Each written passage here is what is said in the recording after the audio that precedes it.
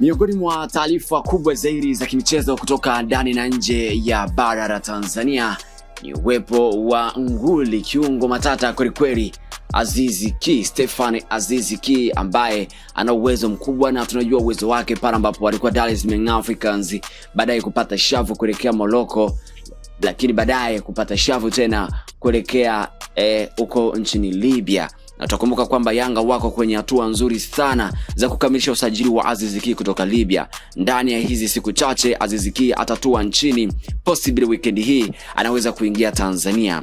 Yanga na Aziz Ki, kila kitu kimekaa sawa na tayari timu hizo mbili kati ya Young Africans na Al Ittihad ya nchini Libya tayari mazungumzo yao yako vizuri, na kuna uwezekano mkubwa kwa 90% Aziz Ki kutoka katika kikosi cha Dar es Salaam Africans na tayari kujiandaa na michuano mbalimbali ya 2026-27 katika liga ya NBC Premier League, lakini vile vile bila kusahau michuano ya CAF kwa maana ya CAF Champions League kwa mwaka 2026-27. Aziz Ki Stefan kwa sasa anacheza katika klabu ya Al Ittihad Tripoli ya Libya.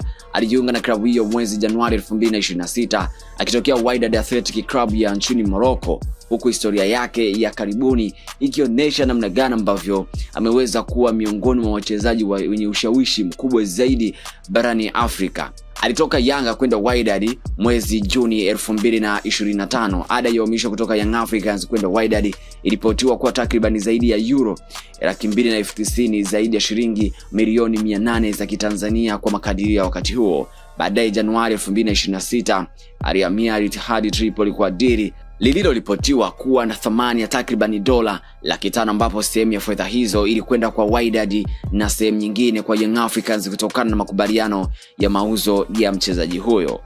Na utakumbuka kuwa mpaka sasa kwa mujibu wa takwimu zilizopo kwa mwaka huu 2026 mpaka March, Aziz Ki ameendelea kufanya vizuri katika maisha yake ya kambumbu katika klabu ya Al Ittihad Tripoli ya Libya baada ya kujiunga Januari 2026.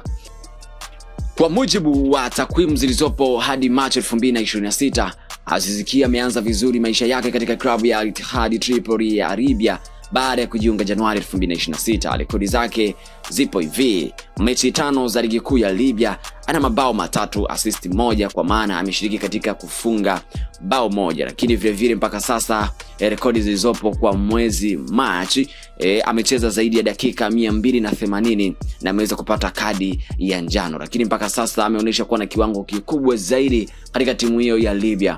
Hivyo ndivyo ilivyo katika usajili wa soka NBC Premier League kwa tetesi zaidi kujiandaa na msimu ujao mwaka 2026-27. Maoni gani ulionao juu ya ujio wa Aziz Ki katika timu ya Dar es Salaam Africans? Je, uwepo wake pale una uwezekano mkubwa wa kubadilisha mwenendo wa timu hiyo, au anazidi kuja kutibua mipango ya makocha na benchi la ufundi? Wapo ambao wanaamini kwamba mashabiki ujio wa Aziz Ki katika timu ya Dar es Salaam Africans basi huenda ataongeza kitu na atakuwa miongoni mwa tishio zaidi katika kila ambacho wanakiamini. Endelea kuwa nasi Smile Media TZ kwa taarifa mbalimbali na tetesi za kabumbu kutoka ndani na nje mipaka ya Tanzania. Cha msingi make sure kwamba unabonyeza alama ya kengele kwa maana ya kusubscribe.